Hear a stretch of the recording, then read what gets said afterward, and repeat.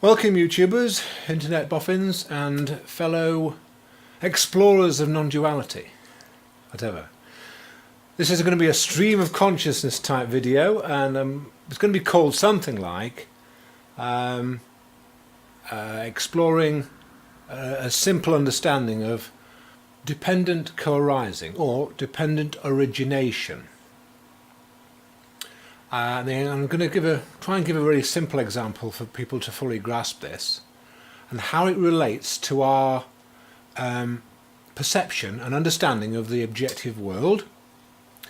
I'll also detail and hopefully use those principles and go into what the Buddha meant by his phrase, "With our thoughts we make the world," and how that all links.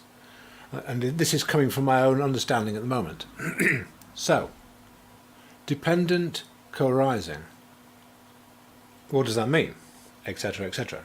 Well, in very, very simple terms, it means sort of like, because this is also.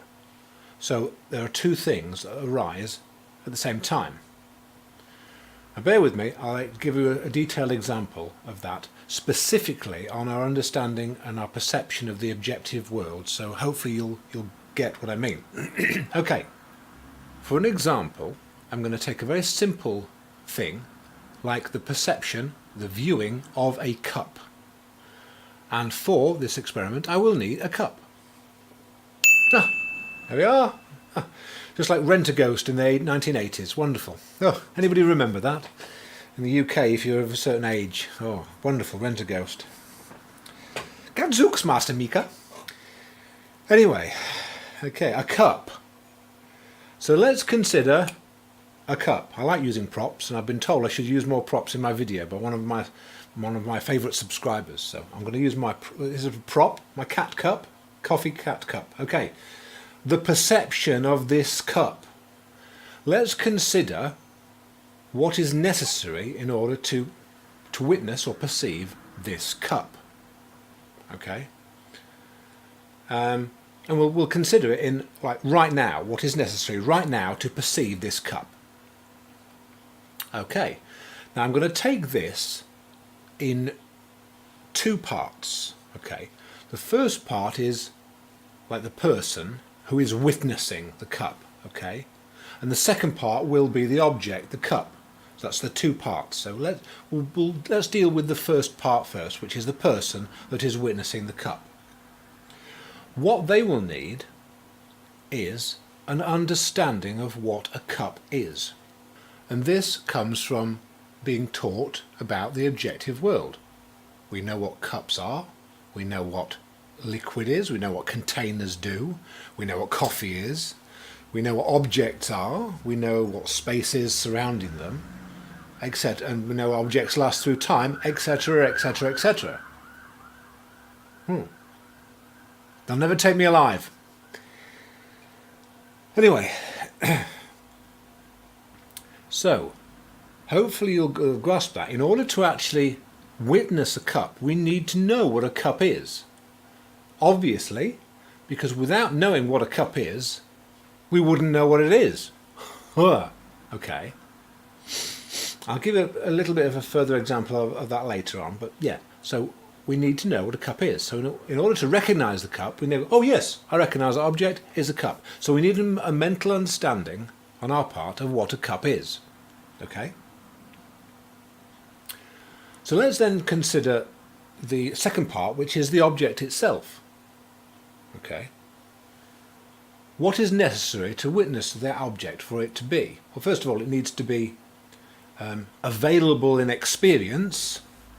You know, if we say I am seeing a cup, then the cup needs to be available within the experience. Okay? And you could say that that's necessary if light is hitting the cup and bouncing off it, then we witness the light bouncing off it in order to be able to perceive the cup. So that's the second part. There needs to be a cup appearing in experience. So if we take those two parts, first of all we have a person and they know what a cup is. Okay? Then the second part is the cup which appears in experience. The two will go together. The person knows what a cup is, The cup appears in experience, and the person goes, oh yeah, let's look. There it is. It's a cup. And that makes the perception of the cup. Now, if one of those two is missing, you don't get the perception of a cup. If the cup is not in experience, it cannot be perceived. Okay?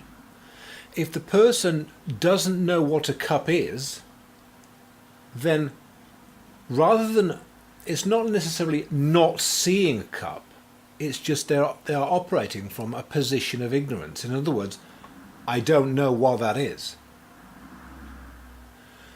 Even more so with the knowledge of an object. Even if they know that is an object, they could say, well, with that knowledge, I don't know what that object is, and it could be to explain to them, it's a cup, you drink out of it. So they then have the knowledge of what a cup is. But the more we push back on our understanding of the objective world, the more we start losing things. For example, if we didn't know that was a cup, we couldn't say, oh look, it's a cup.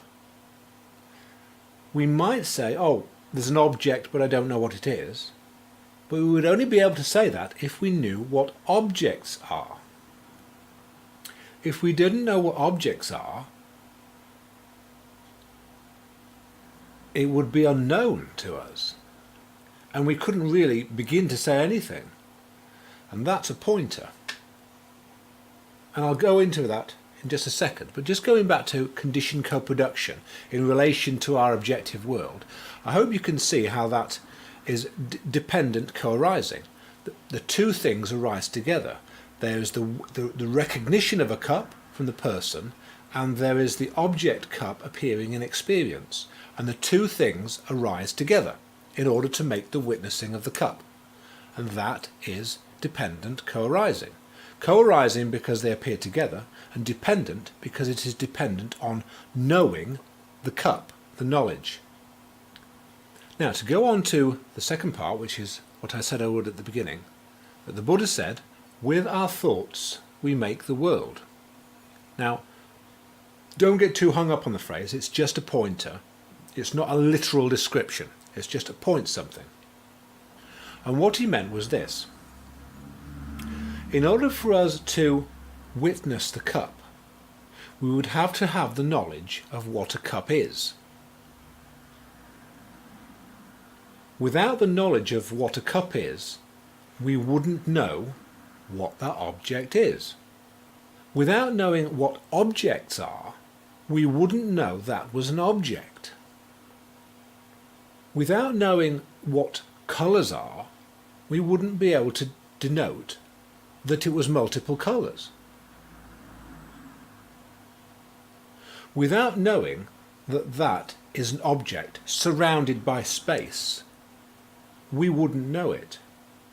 Now, don't drop into nihilism, because this is a position of understanding and of mental knowledge. Just because you do not know that is a cup doesn't mean the cup does not exist for you. And I'll say why. Is the statement, the cup does not exist, requires the knowledge of what a cup is. Because if we claim there is a cup, it's there, we need to know what a cup is. If we then say, oh look, the cup does not exist, that is still referencing the knowledge of what a cup is in order to say it's not present. Without knowing what a cup is, you cannot say it does not exist. So instead we have a position of simply ignorance. We just don't know. A lack of knowledge. So when the Buddha said, with our thoughts we make the world, he was referencing that our entire understanding of the world, all its objects, including of ourselves as objects within the objects of the world, including that there is a self here that is witnessing objects external to itself, all that is based in conceptuality, in thought, in words. The language itself has created the world that we know and understand. Now I'll just detail something else which you might find interesting, which came up with a conversation that was with somebody I was guiding about a baby. I said to them, and this is interesting to note, I said, without the knowledge of the cup, you wouldn't know that that was a cup. And I made the point that babies who have no knowledge yet of language, they won't know what a cup is. And the person said to me, but clearly they do know what a cup is, because I've seen babies get hold of cups and drink out of them. So clearly the baby knows what a cup is. Now, on the face of it, that sounds quite reasonable, but let's just analyse it a little bit further. Let us analyse it from two different positions. First of all, from the position of the person looking at the baby and saying, oh look, they can know it's a cup. And then from the position of the baby itself. Okay, so from the position of the person witnessing the baby in the cup, they have knowledge of what a baby is. They have a knowledge of what a cup is. They have a knowledge of what the function, the activity, drinking is, etc., etc., etc. They look upon the baby and see its activity, then they state from their own knowledge of what they see. Look, there is a baby, it is drinking from a cup, and then make a claim from their knowledge that the baby knows what it's doing. Okay. Now that is from a position of having knowledge. So let's go to the position of the baby. The baby has not yet learnt language. Now, when we learn language, it is at that moment we learn all about the world, the conceptual framework of reality. This is a good reason why, before you understand language, you have an inability to remember. We do not remember anything before we learn language, and that's a very important pointer. The baby has not yet learned language. It has no mental understanding of anything. So from the baby's perspective, it does not know what a cup is, because it hasn't been taught. It doesn't know what drinking is. It hasn't been taught. It doesn't know what liquid is. It hasn't been taught. It doesn't know what objects are. It doesn't even know that it is separate from the cup. It doesn't even know that it is a baby. It doesn't know it is a self, an object. And that also is a very important pointer. We are taught that we are objects. We are taught that we are selves. I, me. The baby has no concept of this. And another interesting point to put into this mix equation is the study of a lady called Helen Keller. Helen Keller was born both deaf and blind, but she learnt obviously through touch the ability to speak and to recognize things, but she never developed a proper sense of individual self. Because we learn things through seeing and hearing, she never had that faculty. So she never developed the sense of self, the sense of objectivity, the sense of separation. So to her, there was no separation. She hadn't been taught that. And some of the quotes she has later on in her life when she had the ability to speak are just amazing, because she is speaking from a very, very unique perspective. So hopefully you'll understand that from the baby's perspective, it knows nothing. What can we say about the baby's activity? All we can say is it's entirely instinctual. The baby doesn't know what it's doing at all. It just is. But of course, from our perspective, with our knowledge, we can make claims all about what we think the baby is and what it is doing, but only because we have learnt the conceptual framework of the world. Anyway, don't need this cup anymore. Oh, poof, looks like Rent a Ghost. Anyway, I hope you found that video useful. I hope it covered over the main points and you got what I was saying, it can be quite tricky to grasp. Well, thank you for watching. Have a look at my other videos. Please click like, click subscribe, or post any comments or questions that you have, and I'll try and get to them. I'll see you again in the next video. Bye for now. Oh,